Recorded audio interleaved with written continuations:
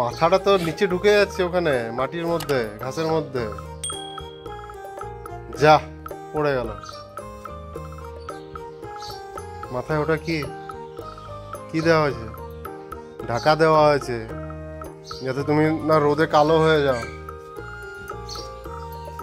কই, ভালো করে ঢাকা নাও, তুমি রোদে কালো হয়ে যাবে।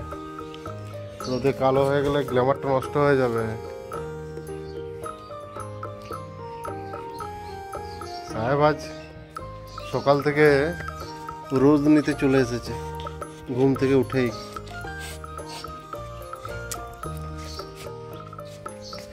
রোদটা নাও, ভালো করে রোদ নাও, ভিটামিন ডি ঢুকবে শরীরে।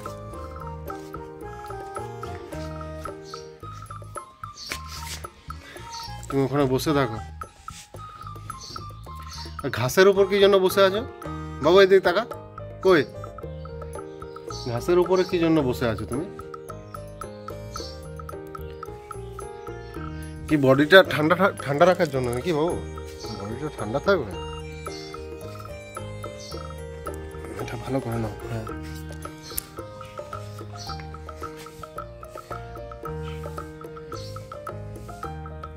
আমি তো প্রথমে ভাবলাম যে আবার জ্বর এসেছে নাকি কি জানি, তারপর দেখলাম না, রোদ নেওয়ার জন্যই এসেছে।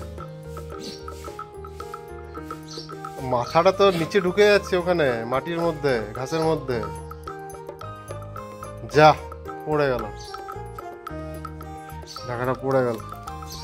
ঢাকা নি না, নাহলে রোদে খারাপ হয়ে যাবে।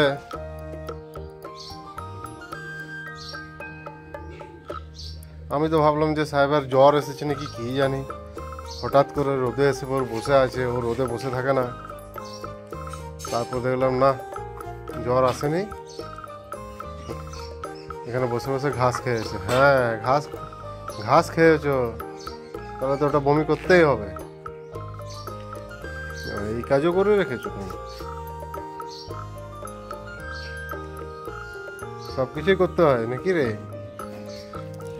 সবকিছুই করতে হয়। মাথাতে একটু লাগাও, রোদটা একটু থাক। রোদ ওইদিকে আছে, সাহেব বসে আছে ছাওয়াতে, ওটাই রোদ নিচ্ছে ও। তাহলে আজকে ঘর যাবে না তো ভেতরে?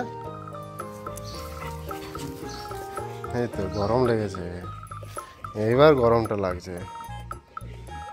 বেশিক্ষণ রোদে থাকতে হবে না, বেশি রোদে থাকলে আবার বেশি ভিটামিন ডি ঢুকে যাবে শরীরে, তখন অনেক হাঁপাতে হবে। আমি চাই না তুমি বেশি হাঁপাও। চলে এসো।